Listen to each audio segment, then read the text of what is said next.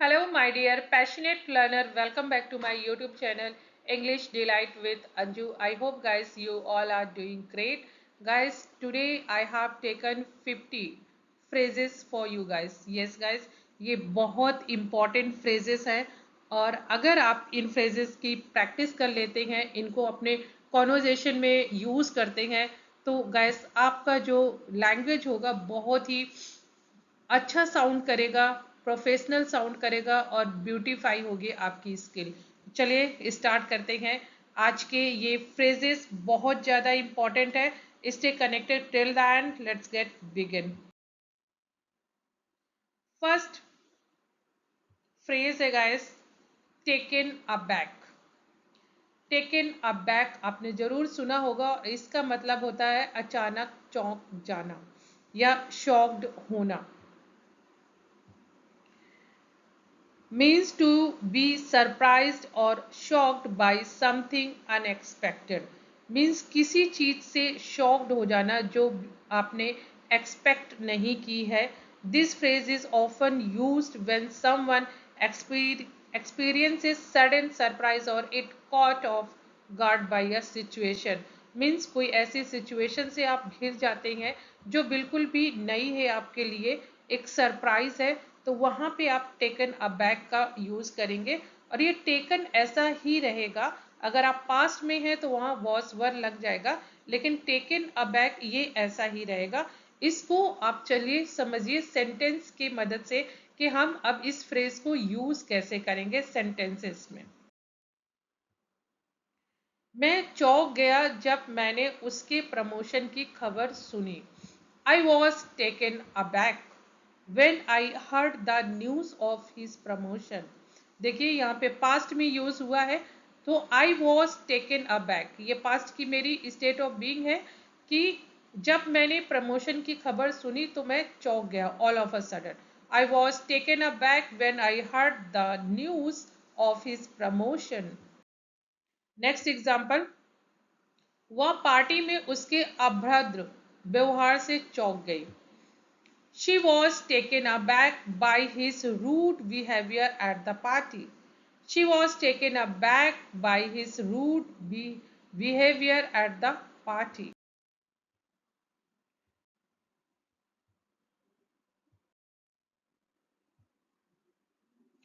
Next guys है आपका phrase वे lead. वे lead का मतलब होता है रास्ता रोका जाना, रास्ते में अड़चन आना, तो वो होता है वे lead. Stopped or delayed unexpectedly, often because of something or someone interrupting your journey or plan। Means आपका रास्ता या आपका प्लान अगर किसी के द्वारा रोका जाता है तो वहां पे आप वे लेड का यूज कर सकते हैं। चलिए एग्जांपल्स देखते हैं। मेरा रास्ता रोक दिया गया जब मैं ऑफिस जा रहा था। My way was waylaid when I was going to office. My way was delayed when I was going to office। हमें पानी के गुब्बारों के साथ एक समूह के बच्चों ने रोक लिया। We were waylaid by a group of kids with water balloons। ये अक्सर होली में होता है। We were waylaid by a group of kids with water balloons। Guys next आपका फ्रेज है इम्बार्क। इम्बार्क ऑन, इसके साथ में प्रीपोजिशन ऑन का यूज होता है और इसका जो मतलब है वो होता है किसी काम की शुरुआत करना या किसी जर्नी, कोई जर्नी आपकी शुरू करना। टू बिगिन अ जर्नी और स्टार्ट अ सिग्निफिकेंट प्रोजेक्ट और एक्टिविटी। तो इम्बार्क होता है जब आप किसी नई चीज की शुरुआत करने जा रहे हैं, उसको इम्बार्क बोलते हैं और इसके साथ प्रीपोजिशन ऑन का यूज होता है इम्बार्क ऑन। एग्जाम्पल देखिए, उस जोड़े ने एक साथ दुनिया की यात्रा शुरू की। The couple embarked on a journey to travel the world together। The couple embarked on a journey to travel the world together। अपनी डिग्री पूरी करने के बाद वह एक नए करियर की शुरुआत कर रहा है। He is embarking on a new career path after completing his degree. He is embarking on a new career path after completing his degree. Guys, next phrase है आपका स्ट्रोम आउट ऑफ। इसका मतलब होता है गुस्से से बाहर निकल जाना। मीन्स अगर आप ऑफिस के अंदर है तो ऑफिस से बाहर निकल जाना, किसी कमरे के अंदर है तो गुस्से से कमरे से बाहर निकल जाना। तो वहां पे आप यूज करेंगे स्ट्रोम आउट ऑफ। इसका मतलब होता है to leave a place angrily और सडनली। गुस्से से अचानक किसी स्थान को छोड़ देना स्ट्रोम आउट का यूज होता है। चलिए एग्जाम्पल देखते हैं। बहस के बाद वह बिना कुछ कहे कमरे से गुस्से में बाहर निकल गई। After the argument she स्ट्रोम्ड out of the room without saying a word. After the argument means बहस के बाद शी स्ट्रोम्ड out of the room without saying a वर्ड। बिना कुछ कहे वो कमरे से बाहर निकल गई। नेक्स्ट एग्जाम्पल, डांट खाने के बाद वह कमरे से बाहर निकल गया। After being scolded he stormed out from the room. After being scolded means डांट खाने के बाद he stormed out from the room, वो बाहर रूम से चला गया। नेक्स्ट गाइस है आपका the surprising thing is that. हम बोलते हैं ना बड़े आश्चर्य की बात है, या आश्चर्य की बात तो ये है कि, या आश्चर्यजनक बात ये है कि, जब हम बोलते हैं ना the surprising thing is that use to highlight something unexpected और सरप्राइजिंग। एग्जाम्पल देखते हैं। आश्चर्य की बात तो यह है कि किसी ने चोर को देखा ही नहीं था। The surprising thing is that no one saw the thief. The surprising thing is that no one saw the thief. आश्चर्य की बात ये है कि, यस आश्चर्य की बात यह है कि यह सच है। मीन्स अच्छा, the surprising thing is that it is the truth. The surprising thing is that it is the truth. Guys, next है once in a blue moon। ये बहुत एडवांस इंग्लिश में यूज होता है। once in a blue moon इसका मतलब होता है रेयरली या बहुत कम। मीन्स अगर आपको कोई बहुत दिनों बाद दिखाई देता है तो आप बोल सकते हैं कि I have seen you once in a blue moon. मतलब तुम बहुत दिनों के बाद मैंने तुम्हें देखा है। जो ईद का चांद होता है ना, बस वही है ये once in a blue moon, बहुत रेयरली या बहुत कम। Something that happens very rarely. चलिए एग्जांपल्स देखते हैं। मैं जंक फूड बहुत ही कम खाता हूँ। I eat junk food only once in a blue moon. I eat junk food only once in a blue moon. हम बहुत ही कम मिलते हैं, लेकिन जब मिलते हैं तो मज़ा आता है। We meet once in a blue moon, but it's always fun when we do. We meet once in a blue moon, but it's always fun when we do. मैं अपने मायके बहुत कम जाती हूँ या रेयरली जाती हूँ। I go to my maternal home in once a blue moon. I go to my maternal home in once a blue moon. Guys, next phase है, ये सभी को शायद पता है, हार्ड वर्क पेज ऑफ। इसका मतलब होता है मेहनत रंग लाती है। मेहनत रंग लाती है। The benefits of hard work can be seen in the end result. Means मेहनत का जो परिणाम होता है वो आखिरी में आपको जरूर दिखता है। एग्जाम्पल्स, चिंता मत करो, तुम्हारी मेहनत भविष्य में रंग लाएगी। Don't worry, your hard work will pay of in the future. Don't worry, your hard work will pay of in the future. Next example, सालों लगे लेकिन उसकी मेहनत रंग लाई जब उसे आखिरकार प्रमोशन मिला।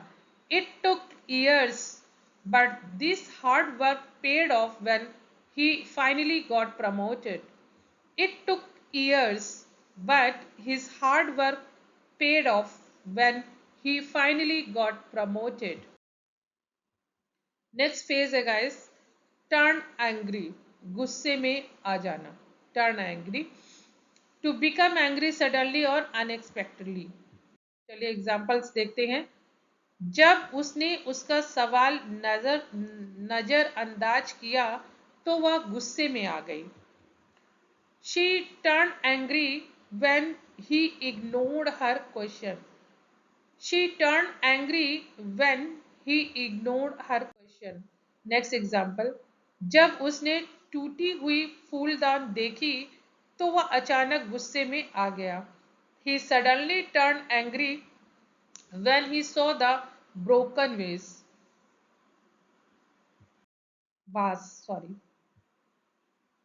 शिक्षक बच्चों का शोर देखकर गुस्से में आ गया। The teacher turned angry after seeing the student being noisy. The teacher turned angry after seeing the student being noisy. Guys, next आपका है पार्ट एंड पार्सल। इसका मतलब होता है जीवन का अभिन्न हिस्सा। मीन्स आप किसी चीज से रिलेट कर रहे हैं तो उसके जो कॉन्सिक्वेंसेस है, मीन्स हम बोलते हैं ना it's a part of life, तो यही है part and parcel, it's a part of life. To become angry suddenly, नहीं ये इसका नहीं है। चलिए एग्जाम्पल्स देखते हैं। असफलता सफलता का अभिन्न हिस्सा है। Failure is part and parcel of success. Failure is part and parcel of success. यात्रा करना व्यवसायी होने का अभिन्न हिस्सा है। Travelling is part and parcel of being a businessman. Means अगर आप बिजनेसमैन हैं तो आपको ट्रैवल करना ही पड़ेगा। तो ये मतलब बिजनेस मैन है तो एक पार्ट एंड पार्सल ट्रैवलिंग है। मीन्स ट्रैवलिंग तो आपको करना ही है। तनाव उच्च दबाव वाली नौकरी का अभिन्न हिस्सा है। मीन्स स्ट्रेस, तनाव means stress is part and parcel of a high pressure job. Stress is part and parcel of a high pressure job. Next guys आपका फ्रेज है at a glance. At a glance होता है एक नजर में। A quick look at someone और something, एक नजर में बोलते हैं ना, एक नजर में वो मुझे पसंद आ गई, तो एट अ ग्लांस। मैं एक नजर में देख सकता था कि वह डर से बीमार थी। I could see at a glance that she was sick with fear. I could see at a glance that she was sick with. एक नज़र में मैं बता सकता था कि उसकी प्रेजेंटेशन में कुछ गड़बड़ थी। I could tell at a glance that something was wrong with his presentation. I could tell at a glance that something was wrong with his presentation. So ये guys phrases थी जो बहुत ज़्यादा हमारे डेली लाइफ कन्वर्जेशन में use होते हैं। बहुत अच्छी तरीके से गाइस आप अपनी लैंग्वेज स्किल को ब्यूटीफाई कर सकते हैं अगर इन फ्रेजेस को आप बोलना शुरू करेंगे। गाइस प्रैक्टिस कीजिए, अपने आप ये आ जाएंगे आपको। गाइस अगर ये वीडियो आपको पसंद आई हो तो आप मुझे फीडबैक दीजिएगा। ये 50% ही मैं आपको एक्सप्लेन कर पाई क्योंकि वीडियो फिर काफ़ी लंबा हो जाता। तो अगर ये आज आपका फीडबैक अच्छा आएगा, आप लोग बोलेंगे कि वाकई ये आपके लिए फ्रूटफुल रहा, तो मैं वो 50% जो है मैं उसका नेक्स्ट वीडियो आप लोगों को दूंगी। गाइस आप लोग फीडबैक नहीं देते हो, आई एम सॉरी टू से, लेकिन यस आप लोग फीडबैक नहीं देते हो, कुछ भी लिखना नहीं समझते हो। सो गाइस प्लीज़ अपना फीडबैक ज़रूर शेयर कीजिए, ठीक है। चलिए गाइस मिलती हूँ नेक्स्ट वीडियो में। Till then keep practising, keep learning, have a wonderful day.